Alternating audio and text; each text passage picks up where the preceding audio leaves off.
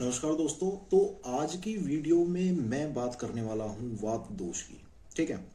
वात दोष के बारे में इस वीडियो में आपको बहुत इंटरेस्टिंग मिलेगा। ठीक। अगर आप फर्स्ट ईयर के हो तो भाई सोने पे सुहागा, और यदि आप सेकंड थर्ड ईयर के हो तो भाई बहुत सारे कॉन्सेप्ट्स जो है क्लियर हो जाएंगे, उम्मीद करता हूँ ऐसे। ठीक है, क्योंकि मुझे भी ये चीज़ें बहुत बाद में जो है समझ में आई, और अब मुझे जो है काफ़ी आसानी होती है अपने वर्तमान में मैं जिस ईयर में पढ़ रहा हूँ उसमें। ठीक है। तो सबसे पहले क्या है, वात के बारे में समझते हैं। वात है क्या? वात असल में क्या है कि आपके शरीर में जितनी भी प्रकार की गति हैं उनको करवाने में जो दोष सहायक है वो वात है। शरीर में 3 दोष बताए गए हैं जो कि आपके शरीर की पूरी फिजियोलॉजी में जो है भूमिका निभाते हैं। ठीक। तो भूमिका निभाते हैं मतलब कि वात पित्त कफ, जिसमें से वात जो है आपके शरीर की सभी गतिविधि, ठीक है, पित्त जो है आपके शरीर में जितनी भी कन्वर्जन या जितना भी जो है मेटाबॉलिज्म है, ठीक है, और कफ जो है आपके बॉडी को बल प्रदान कर रहा है। ठीक है, आपके शरीर को जो है स्ट्रेंथ दे रहा है, स्थिरता दे रहा है, बल दे रहा है। ठीक है। तो इसमें क्या है, सबसे महत्वपूर्ण जो दोष है मेरे अनुसार, नहीं सभी के अनुसार, वो है वात दोष। अब वात दोष की जो महत्ता है उसके पीछे जो रीजन है, जो मैं पर्सनली समझता हूं, वो एक श्लोक में जो है उसकी महत्ता, उसकी प्रभुताई, उसकी जो भूमिका है वो समझ में आ जाती है। वो है कि पित्तम पंगु कफम पंगु पंगवो मल धातवा वायुना यत्र नियंत्रित गच्छन्ति मेदवत। ठीक है। तो ये जो श्लोक है इसमें डायरेक्ट जो है इंडिकेट किया गया कि आपकी बॉडी में जो कुछ भी है, जो कुछ भी एक्स वाई जेड, भाई आप चाहे धातु ले लो, चाहे पित्त ले लो, चाहे कफ ले लो, चाहे मल ले लो, चाहे उपधातु, कुछ भी भाई, कुछ भी, एवरीथिंग। ठीक है। कुछ भी चलायमान नहीं है, मतलब कि वो मूवमेंट नहीं कर सकता, कुछ मूवमेंट नहीं कर सकता। मूवमेंट करवाने में सिर्फ एक है जो मूवमेंट को करवाता है उन सब की। ठीक है। वो कौन है? वात। जैसे हवा बादलों को उड़ा के ले जाती है, वैसे ही वायु ही जो है कारण है किसी भी गतिविधि का, किसी भी वस्तु के एक स्थान से दूसरे स्थान पे जाने का। ठीक है। तो एक पॉइंट ये हो गया। इसके बाद क्या है, अब वायु जो है आचार्य ने स्थान भेद से, स्थान भेद मतलब कि भाई अलग अलग लोकेशंस के हिसाब से जो है आचार्य ने वायु को जो है विभाजित कर दिया कि भाई वायु जो है 5 प्रकार की है। 5 प्रकार की कैसे बता दी कि भाई उन्होंने कहा सबसे पहली जो है प्राण वायु है, दूसरी उदान है, तीसरी समान है, चौथी व्यान है, और पांचवी अपान है। ठीक है। अब इन पांचों को यदि आप थोड़ा सा समझने की कोशिश करें, जो कि समझने में बहुत दिक्कत होती है, ठीक है, तो आपको बहुत इंटरेस्टिंग लगेगा। सबसे पहले जो है हम इनके स्थान और कर्म दोनों चीजें देखेंगे। ठीक है। तो जो आपका प्राण वायु है, मैं ज्यादा श्लोक में नहीं जाऊंगा क्योंकि भाई वो चीज आप खुद याद कर लो, आपकी बुक में लिखी हुई है एज इट इज। ठीक। तो यहाँ पे जो है हम थोड़ा कॉन्सेप्ट के बारे में बात कर रहे हैं। तो सबसे पहली जो प्राण वायु आती है, प्राण वायु क्या है? प्राण वायु वो है जो आप इनहेल कर रहे हो। समझो इस चीज को। ठीक है। प्राण वायु और उदान वायु में बहुत कंफ्यूजन है। जिस वायु को आप इनहेल कर रहे हो वो आपकी प्राण वायु है। इनहेल जब आप करते हो तो कौन कौन से अंग आपके उसमें टच होते हैं? सबसे पहले नाक, नासिका से जो है मस्तिष्क, मस्तिष्क से जो है कंठ, कंठ से जो है छाती, लंग्स। ठीक है, उदर प्रदेश। अब इसके बाद जो है दूसरी वायु आती है उदान। सब देखेंगे पर जो है थोड़ा सा कोरिलेशन के साथ। दूसरी आ गई उदान। अब उदान क्या है? उदान है जो आप एक्सक्रीट आउट कर रहे हो, जो आप बाहर सांस छोड़ रहे हो, वो उदान है। अब बताऊंगा कैसे। प्राण वायु में सिद्ध करने के लिए कि प्राण वायु इनहेल वाली है, जो कुछ आप निगलते हो उसमें प्राण वायु सहायक है। प्राण वायु निगलने में सहायक है, अर्थात कोई चीज यदि नीचे जा रही है और वो उसको नीचे की गति में जो है पुश कर पा रही है, तो मतलब वो चीज ऊपर से आ रही है।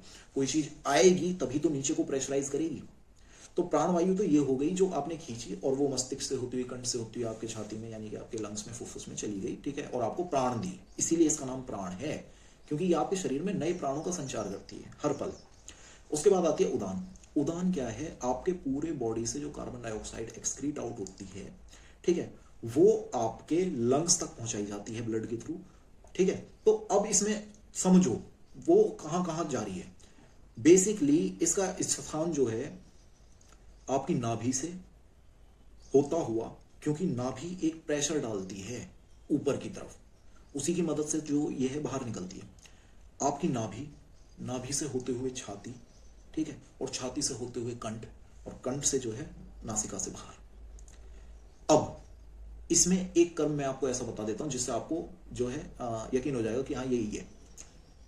उदान वायु का सबसे महत्वपूर्ण जो काम है वो है ये बोलने के कार्य में हमारी सहायता करती है। बोल के देखो, जब आप बोलोगे तो आपके मुंह से वायु बाहर निकलेगी। बोलते वक्त कभी भी वायु अंदर नहीं घुसती है, मतलब प्राण तो नहीं है। बोलते हुए आपके मुख से वायु बाहर निकलती है। सांस छोड़ते हैं तो वायु बाहर निकलती है। ये उदान है, उदान, बाहर निकल रही है मेरे भाई, समझ रहे हो। उसके बाद तीसरी आ गई समान। समान जो है वो आपके जठर प्रदेश में रहती है, जो कि अग्नि को प्रदीप्त करती है। जैसे चूल्हे में जब लकड़ी डाल के, उपले डाल के जलाया जाता है तो फूकनी से फूक मारी जाती है। उस वायु का जो समान वायु है, ये ही काम है कि उसको जो है अग्नि को प्रदीप्त करना। जब आप भूखे होते हो, जब आपको किसी भी प्रकार का खाने से रिलेटेड स्टिमुलस मिलता है, ठीक, आपकी अग्नि को प्रदीप्त करना जिससे आपको भूख लगे। उसके बाद आती है व्यान वायु। व्यान वायु जो है आपके हृदय में रह के पूरे शरीर में फैली हुई है, हृदय से पूरे शरीर में। अब इसी में एक चीज आ जाएगी, जब आप प्राणवायु को ले रहे हो तो ये नासिका से, मस्तिष्क से होती हुई, कंठ से होती हुई, हृदय से होती हुई आपके जो है उर प्रदेश में, फुफ्फुस वगैरह में आ गई। उसके बाद जब ये निकलेगी उदान वायु, तो नाभि से होके, आपके हृदय से होके, छाती से होके, कंठ से होके निकल जाएगी, ठीक है। अब जो है आपकी आ गई व्यान वायु। व्यान वायु आपके पूरे शरीर में जो भी सर्कुलेशन हो रहा है उसमें कारीगर है। जितनी भी मूवमेंट हो रही है बॉडी में डायरेक्ट, वो है व्यान वायु, ठीक। आखिरी जो वायु है वो है आपकी अपान वायु। अपान वायु को आप बस ऐसे समझ लो कि ये बेसिकली आपके मूत्राशय, आपके गर्भाशय, आपके पक्वाशय और आपके गुदा में रहती है। इसका फंक्शन कुछ नहीं है, इसका फंक्शन सिर्फ इतना, ये धक्का देती है। धक्का दे रही है। धक्का कैसे? कि भैया आपका जो है शुक्र निकालना है। जब आप प्रयास करते हैं तो शुक्र जो आता है बाहर, तो उस शुक्र को निकालने में धक्का देने का काम अपान वायु का। जो आपका मेंस्ट्रुअल ब्लड आता है, धक्का देने का काम अपान वायु का। जो आपका यूरिन आ रहा है, धक्का देने का काम अपान वायु का। जो आपका मल बाहर निकल रहा है, धक्का देने का काम।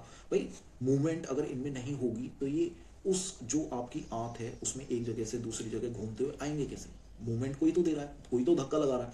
जो धक्का लगा रहा है वो आपकी अपान वायु है, समझ रहे हो। तो ये थोड़ी सी चीजें हैं। अब इसी में थोड़ा सा और आप एनहेंस करना चाहो तो भाई, प्राणवायु में जो है आप कह सकते हो कि इंद्रियों को बल देती है, बुद्धि को बढ़ाती है, ठीक है। और इसके अलावा जो है थोड़ा आपका निगलने में सहायता करती है, ठीक है, निगलने में सहायता करती है। इसके अलावा श्वास लेने में जो है सहायक है। ये हो गए प्राणवायु के। उदान वायु क्या है? बोलना, उत्साह, बल देना, ऊर्जा देना, ठीक है। जब आपके बॉडी से कार्बन डाइऑक्साइड निकल जाएगी तभी तो बल आएगा, उत्साह आएगा, ठीक है। एनर्जी फील होगी कि हाँ भाई वेस्ट जो थी वो निकल गई, एनर्जी आ गई। इसके अलावा स्मृति, ठीक है, स्मृति, रिटेंशन पावर, ठीक, दिमाग में, बुद्धि में पड़ा रहना चाहिए ना मामला। और इसके अलावा ऊपर की ओर गति, ठीक है, ऊपर की ओर गति करवाती है।